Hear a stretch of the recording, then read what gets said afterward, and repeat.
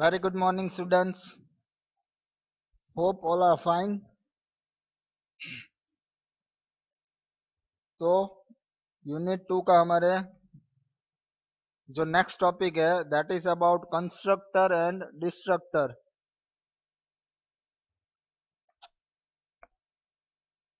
आपको स्क्रीन पे दिख रहा है जो टॉपिक्स जो हमें आज करने हैं वो जहां से हम स्टार्ट करेंगे।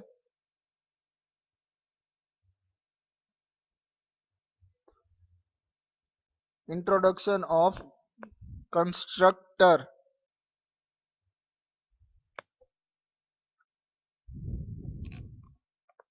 In a class, when we declare a function, then we call that function by using the object of the class. अब हमारे पीछे के प्रोग्राम्स और थियरी रिकॉल करो। इस चीज को मैंने कितनी बार रिपीट किया हुआ है कि अगर आपको आपका मेंबर फंक्शन मतलब क्या, आपने कोई क्लास बनाया है उसके अंदर जो आपने फंक्शन डिक्लेरेशन और डेफिनेशन दी हुई है वो आप अपने मेन फंक्शन में कॉल करते हो। ठीक है, तो उस फंक्शन को कॉल करने की सिंटेक्स क्या होती है? Object dot member function name means with the help of object आप अपने मेंबर फंक्शन को कॉल कर सकते हो। ठीक है, this function must be invoked by specific object to run it, but up till now we don't have any function which runs automatically without calling it। ठीक है, आपको क्या करना पड़ता है? अगर आपने कोई भी फंक्शन क्लास में दिया हुआ है तो आपको उसको मेन फंक्शन में कॉल करना पड़ता है, तभी उसका कोड जो है वो एक्सिक्यूट होगा। ठीक है, वो चीज अलग है कि आपको अगर अपने स्टैटिक या फ्रेंड फंक्शन का यूज किया है तो उसकी मेथड अलग हो जाती है कॉल करने की, पर वो चीज इंपॉर्टेंट है कि आप जब तक फंक्शन को कॉल नहीं करते हो तब तक उसका कोड एक्सिक्यूट नहीं होता। ठीक है, तो हमारे पास जो फंक्शंस हैं वो सब ऐसे हैं कि जब तक आप उनको कॉल नहीं करो उसका कोड एक्सिक्यूट नहीं होता। तो अगर आपको ऑटोमेटिकली कोई फंक्शन कॉल करना है, ऐसा कोई फंक्शन हमारे पास अभी तक हमने जो स्टडी किया उसमें नहीं है कि अगर आपने कोई भी फंक्शन की कोडिंग दी हुई है वो ऑटोमेटिकली कॉल हो जाए। Our regular function has problem also, that is it does not allow us to initialize our private variable। एक दूसरी प्रॉब्लम भी है जो हमारे मेंबर फंक्शन के साथ हमें फेस होती है, वो है कि आप अपने क्लास के प्राइवेट मेंबर्स, ठीक है, वो इनिशियलाइज नहीं कर सकते हो यूजिंग योर मेंबर फंक्शंस। ठीक है, जो रेगुलर फंक्शंस हो। For this purpose, C++ provides us a special member function called constructor। इस चीज को करने के लिए हमें C++ एक फैसिलिटी प्रोवाइड करती है। ठीक है, या फिर आप ये कह सकते हो special type of member function provide करती है, उसको कहते हैं कंस्ट्रक्टर। उसका नाम सुन के ही आपको आइडिया आ जाना चाहिए। कंस्ट्रक्ट करना मतलब किसी भी चीज को आप बनाते हो तो उसको क्या कहते हैं हम? कंस्ट्रक्ट करना। सेम वे जो कंस्ट्रक्टर है it is a special type of member function. ठीक है, कंस्ट्रक्ट करने के लिए उसका यूज होता है, इसीलिए उसको कहा जाता है constructor. The constructor is special function because it has the same name as the class has, means that the same name of the constructor function। ठीक है, उसकी एक स्पेशलिटी है जो आपका कंस्ट्रक्टर होता है क्लास में। मान लो आप अपने क्लास में कंस्ट्रक्टर का यूज करते हो। कंस्ट्रक्टर क्या है आपका? Special type of member function. पर वो मेंबर फंक्शन कंस्ट्रक्टर तभी बन सकता है जब आप उसका नाम जो है वो सेम एज क्लास नेम रखो तो। ठीक है, तो आपको क्या ध्यान में रखना है, अगर आपको क्लास में कंस्ट्रक्टर का यूज करना है तो जो नाम आपके क्लास का होगा वही आपके मेंबर फंक्शन का नाम होगा, तभी वो कहलाएगा constructor. Normally, constructor is useful to initialize the variables of the class। ठीक है, नॉर्मली कंस्ट्रक्टर का यूज क्या होता है, जो आपके क्लास के वेरिएबल्स हैं उनको इनिशियलाइज करने के लिए कंस्ट्रक्टर का यूज किया जाता है। It is called constructor because it construct the class object. ठीक है, उसको क्यों कंस्ट्रक्टर कहा जाता है, उसको कंस्ट्रक्टर इसीलिए कहा जाता है कि वो जो है आपके क्लास के ऑब्जेक्ट्स को कंस्ट्रक्ट करता है। ठीक है, बनाता है उनको। ठीक, इसीलिए उसको कहा जाता है constructor.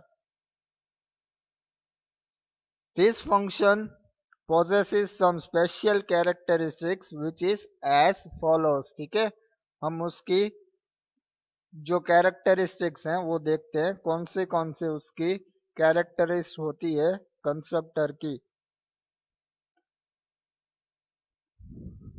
Constructor is to be declared inside the public section only. ठीक है, कंस्ट्रक्टर आपको कहाँ पे डिक्लेयर करना है, पब्लिक सेक्शन में। They are invoked automatically when the objects of the class are created। Constructor कब इन्वोक का क्या मतलब होता है, कब कॉल होता है। कंस्ट्रक्टर जो है ऑटोमेटिकली कॉल होता है, लेकिन कब होगा, जब आप अपने क्लास का ऑब्जेक्ट डिक्लेयर करते हो तब कंस्ट्रक्टर ऑटोमेटिकली कॉल हो जाता है। ठीक है, they don't return any values, so they have no return data types, not even void। ये चीज आपको ध्यान में रखनी है कि कंस्ट्रक्टर जो है वो वैल्यू रिटर्न नहीं करता है। ठीक है, किसी भी तरीके की वैल्यू कंस्ट्रक्टर रिटर्न नहीं करता, और ना ही उसकी जो टाइप है वो वॉइड है। तो दोनों चीजें ध्यान में रखनी है, ना ही आपको कंस्ट्रक्टर की रिटर्न टाइप देनी है, ना ही उसके आगे आपको वॉइड लिखना है, जो नॉर्मली चीज हम करते हैं। क्योंकि अगर आपका फंक्शन कोई वैल्यू रिटर्न नहीं करता है तो आप वहां पे क्या लिखते हो, उसके पहले वॉइड। और अगर वो कोई वैल्यू रिटर्न करता है तो आप वहां पे उसकी रिटर्न डेटा टाइप लिखते हो। पर कंस्ट्रक्टर में ऐसा नहीं है, कंस्ट्रक्टर में ना ही आपको रिटर्न टाइप लिखनी है और ना ही वॉइड लिखना है। Like C plus plus functions they can have argument. ठीक है, सी प्लस प्लस के जो फंक्शंस होते हैं उनकी तरह कंस्ट्रक्टर में आर्ग्यूमेंट आप दे सकते हो पर रिटर्न टाइप नहीं दे सकते हो। ये चीज आपको ध्यान में रखनी है, क्योंकि एग्जाम में 1 मार्क के क्वेश्चन में भी आपको पूछा जाता है अबाउट दैट कि कंस्ट्रक्टर वैल्यू रिटर्न कर सकता है या नहीं कर सकता। दे कैंट बी वर्चुअल, और आप अपने कंस्ट्रक्टर को वर्चुअल भी नहीं बना सकते हो। वर्चुअल फंक्शन आपके आगे के टॉपिक्स में, आगे के यूनिट आएंगे तब हम डिस्कस करेंगे व्हाट इज वर्चुअल। पर अभी के लिए इतना ध्यान में रहे कि कंस्ट्रक्टर वर्चुअल भी नहीं हो सकता। We can't able to refer to the address of the constructor, हम कंस्ट्रक्टर के एड्रेस को भी रिफर नहीं कर सकते। ठीक है, तो ये कुछ पॉइंट्स थे अबाउट कंस्ट्रक्टर जो हमने रिफर किए। अब हम नेक्स्ट स्लाइड की ओर आगे बढ़ेंगे। Parameterise constructor. ठीक है, पैरामीटराइज कंस्ट्रक्टर का नाम जो है मीनिंग वो आपको समझा है, what is parameterise constructor. It does not necessary to initialize all the variables with 0, but sometimes we also need to initialize the variables of different objects with different values। Okay, ये चीज आपको ध्यान में रखनी है कि हर बार ऐसा नहीं होता है, आपको हर बार ये जरूरी नहीं है कि आप अपने वेरिएबल्स हैं जो उनको विथ जीरो वैल्यू इनिशियलाइज करो। कई बार आपको ऐसी जरूरत पड़ेगी कि डिफरेंट ऑब्जेक्ट्स हैं, उनको आप डिफरेंट वैल्यूज के साथ इनिशियलाइज करो। For this purpose C++ allows us to develop a constructor having parameters passed to it। इस चीज को फुलफिल करने के लिए C++ हमें अलाउ करता है कंस्ट्रक्टर विथ आर्ग्यूमेंट, जहाँ पे आप पैरामीटर्स पास करो। पैरामीटर्स मीन्स अगर आप किसी भी फंक्शन में आर्ग्यूमेंट पास करते हो तो वो क्या कहा जाएगा? Parameters, arguments. तो कंस्ट्रक्टर में आप आर्ग्यूमेंट भी पास कर सकते हो। Remember that whenever you create parameterized constructor, it will never call automatically because we have to pass argument with each and every object created by us। अब हमने पहले की स्लाइड में देखा, पहले हमने क्या डिस्कस किया कि कंस्ट्रक्टर को हमें कॉल नहीं करना है, वो ऑटोमेटिकली कॉल हो जाता है। ठीक है, कब कॉल होता है? जब आप अपने क्लास का ऑब्जेक्ट बनाते हो, डिक्लेयर करते हो। अब अगर आपने parameterize constructor means constructor with argument का यूज किया है तो वो ऑटोमेटिकली कॉल नहीं होगा जब तक आप अपने ऑब्जेक्ट, जो आपने ऑब्जेक्ट डिक्लेयर कर रहे हो, उसमें आर्ग्यूमेंट पास नहीं करोगे, तब तक आपका पैरामीटराइज कंस्ट्रक्टर कॉल नहीं होगा। Constructor overloading. Constructor overloading, just like normal function overloading, we also have constructor overloading। अब आप अपने प्रीवियस वीडियोस रिकॉल करो जिसमें हमने एक टॉपिक किया था यूनिट 1 में, वो था अबाउट फंक्शन ओवरलोडिंग। ठीक है, फंक्शन ओवरलोडिंग क्या है? कब आप कह सकते हो कि आपने फंक्शन ओवरलोडिंग के कंसेप्ट का यूज किया है? जब आप एक ही नाम के एक से ज्यादा फंक्शन अपने क्लास में देते हो, मीन्स मोर देन वन आपने फंक्शंस दिए हैं यूडीएफ और उनके नाम सेम है, तो उसको कहा जाता है function overloading. Same way constructor overloading का कंसेप्ट भी सेम ही रहेगा। ठीक है, here we have more than one function with the same name as the class has। ठीक है, आप एक ही नाम के एक से ज्यादा फंक्शन क्लास में दो, that is your overloading concept. यही चीज आप कंस्ट्रक्टर में भी कर सकते हो। ठीक है, तो उसमें अलग क्या होगा? नाम सभी कंस्ट्रक्टर के सेम दोगे तो उसमें अलग क्या रहेगा? तो वो है आपकी आर्ग्यूमेंट्स। ठीक है, आपको आर्ग्यूमेंट्स अलग देनी है। सिर्फ कंस्ट्रक्टर ओवरलोड तभी कहा जाएगा जब आप उनकी आर्ग्यूमेंट्स अलग दो, बाकी नाम सबके सेम रहेंगे। Because we know that constructor have the same name as the class has. हमें पता है कि कंस्ट्रक्टर का नाम क्या होता है? जो आपके क्लास का नाम है वही आपके कंस्ट्रक्टर का नाम रहता है। When we develop or use constructor overloading, the argument will be different for all the constructors। ठीक है, तो उसमें डिफरेंट क्या रहेगा? आपकी आर्ग्यूमेंट्स। मान लो आपने 2-3 कंस्ट्रक्टर दिए हैं, एक में एक आर्ग्यूमेंट, एक में 2 है, एक में 3 है, तो वो है आपका कंस्ट्रक्टर ओवरलोडिंग का कंसेप्ट, जहाँ पे नाम सभी मेंबर फंक्शंस के सेम रहेंगे, सिर्फ उनकी आर्ग्यूमेंट्स में चेंज किया जाता है।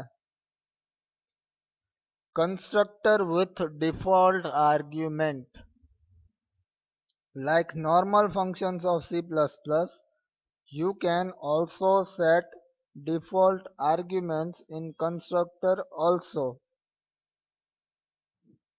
Sorry। ठीक है, जैसे नॉर्मल फंक्शन है, डिफॉल्ट आर्ग्यूमेंट का कंसेप्ट भी हमने पहले किया हुआ है कि कैसे आप डिफॉल्ट आर्ग्यूमेंट का यूज कर सकते हो। अब वो जो रूल्स हैं वो रूल्स हम कंस्ट्रक्टर में भी अप्लाई होंगे. The same rules are applied to the constructor for default argument as for the function. जैसे हम नॉर्मल फंक्शन में डिफॉल्ट आर्ग्यूमेंट का कंसेप्ट यूज करते हैं या किया था हमने, वही कंसेप्ट हम कंस्ट्रक्टर में भी कर सकते हैं. उसके रूल्स मेथड सेम रहेंगे. The constructor will consider the default argument if no values if is specified for it. Default argument में क्या होता है, आप उस टॉपिक को रिकॉल करो जहां पे आप फंक्शन डिक्लेयर करते हो, तब आप उसके आर्ग्यूमेंट की वैल्यू इनिशियलाइज कर देते हो. फिर जब आपको वो फंक्शन कॉल करना है, तब अगर आप उसकी आर्ग्यूमेंट नहीं देते हो तो वो डिफॉल्ट आर्ग्यूमेंट ले लेता है. और अगर आप आर्ग्यूमेंट की वैल्यू पास करते हो तो आपकी जो वैल्यू पास की हुई है उस वैल्यू को कंसीडर करता है. सेम टॉपिक कंस्ट्रक्टर में रहेगा. अगर आपने अगर आपने आर्ग्यूमेंट नहीं पास की है तो वो अपने डिफॉल्ट आर्ग्यूमेंट ले लेगा. और अगर आप डिफॉल्ट आर्ग्यूमेंट पास करते हो तो आपकी जो नई वैल्यू है वो उस वैल्यू को कंसीडर करता है. Okay.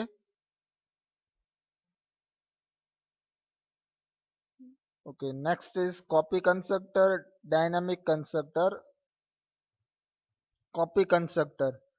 Copy constructor is useful to initialize one object with reference to another object. Copy constructor का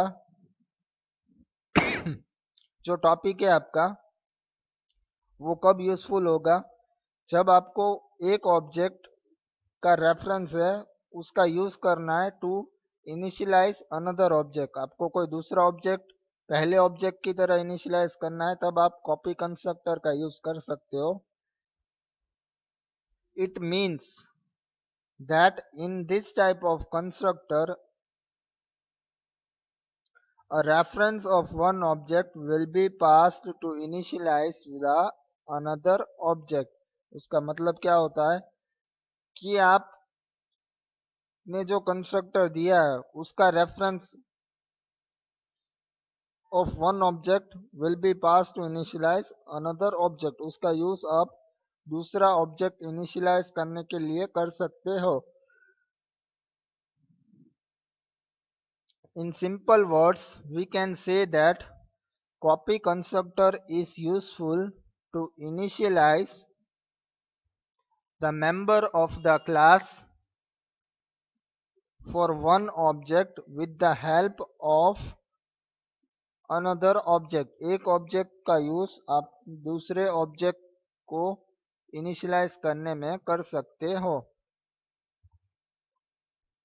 Remember that a copy constructor will always have the reference of object as argument and it must be declared in the public section. ये चीज आपको ध्यान में रहे कि आप copy constructor का यूज करते हो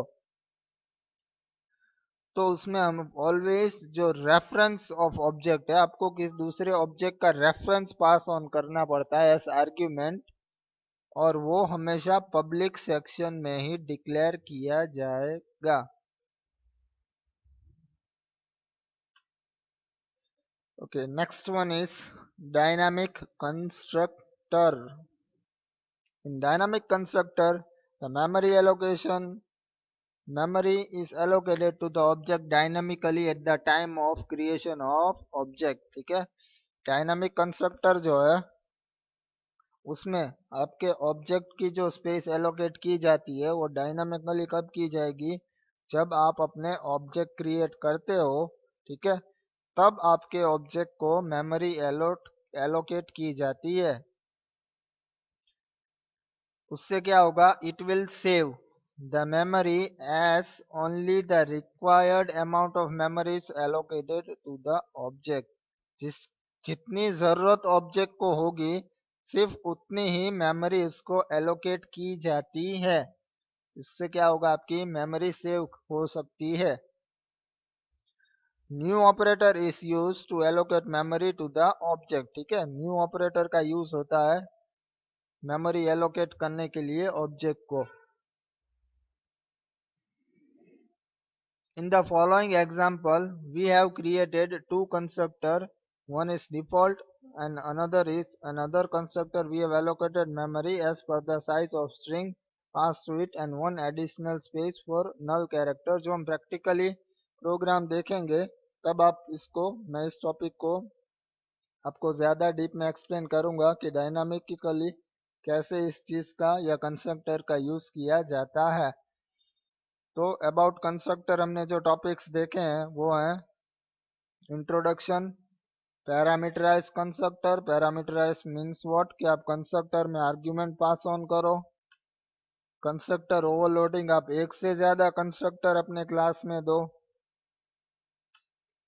कंस्ट्रक्टर विद डिफॉल्ट आर्ग्यूमेंट, आप अपने कंस्ट्रक्टर में डिफॉल्ट आर्ग्यूमेंट का यूज करो। कॉपी कंस्ट्रक्टर, जिसमें आपको ऑब्जेक्ट का रेफरेंस पास ऑन करना होता है जिससे कि आप दूसरे ऑब्जेक्ट को इनिशियलाइज कर सकते हो एस जो उसका नाम है कॉपी। कॉपी का मतलब क्या होता है, आप एक चीज को कॉपी करो। Same way copy constructor means आप एक ऑब्जेक्ट को दूसरे ऑब्जेक्ट में कॉपी करते हो। Dynamic constructor, dynamically run time जब आपका ऑब्जेक्ट डिक्लेयर होता है तभी उसकी मेमोरी एलोकेट की जाती है जिसकी वजह से कि आपकी मेमोरी स्पेस सेव होगी। ठीक है, तो ये था आपका कंस्ट्रक्टर। उसके साथ जो नेक्स्ट पॉइंट इंपॉर्टेंट टॉपिक है कंस्ट्रक्टर के साथ वो है आपका डिस्ट्रक्टर।